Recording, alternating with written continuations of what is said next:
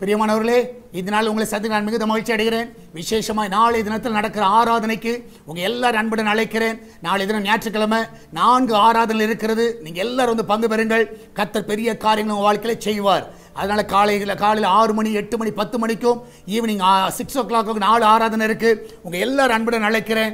இந்த நாளில் கர்த்தர் நம்ம கொடுக்கிற வாக்குத்தத்தம் சங்கீதம் 102வது சங்கீதம் 13வது வசனம், Psalms 102 verse 13.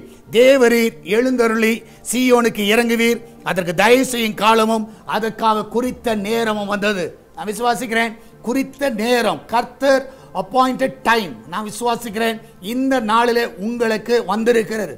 இந்த நாளில் அவர் என்ன காரியங்களை செய்யணும்னு நினைச்சாரோ இது சரியான நேரம். கர்த்தர் அதை வாழ்க்கையில் காண செய்வார். நீ யோசிக்கவே வேண்டாம். இந்த நாள் அந்த காரியத்தை கர்த்தர் நடத்தி முடிப்பார். சரியான டைம்ல கர்த்தர் முடிக்கிற தேவனாய் இருக்கிறார். குறித்த நேரத்தில் உங்க வாழ்க்கையில் எல்லா நன்மைகளை கர்த்தர் செய்வார். அது இந்த நாளாக இருப்பதாக நம்ம எல்லாரும் ஜெபிக்கலாமா?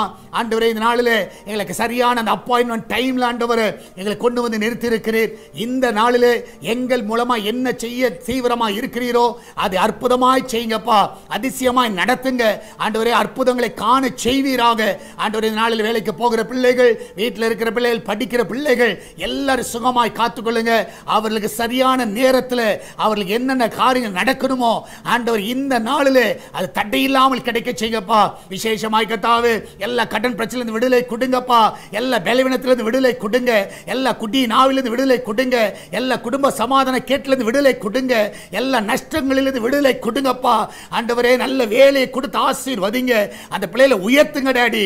சுக பிரசவத்தை காண செய்வீராக. வெளிநாடு செல்ல இருக்கிற தடைகள் முற்றிலுமாய் விலகி போகட்டும். அந்த நாளிலே அவர்களை சுகமாய் தங்க பண்ணுங்கப்பா. சமாதானமா இருக்க உதவி செய்யுங்கப்பா. நீரே அந்த பிள்ளைகளை ஆசீர்வதிங்க. அந்த கிச்சன்ல எல்லா ஆபத்துக்கு விலக்கி பாதுகாத்துக் கொள்ளுங்க. அப்பத்துக்கும் தண்ணீருக்கும் எண்ணெய்க்கும் மாவுக்கும் ஒரு குறைவு இருக்க கூடாதப்பா. நீரே காத்துக் கொள்ளுங்கப்பா.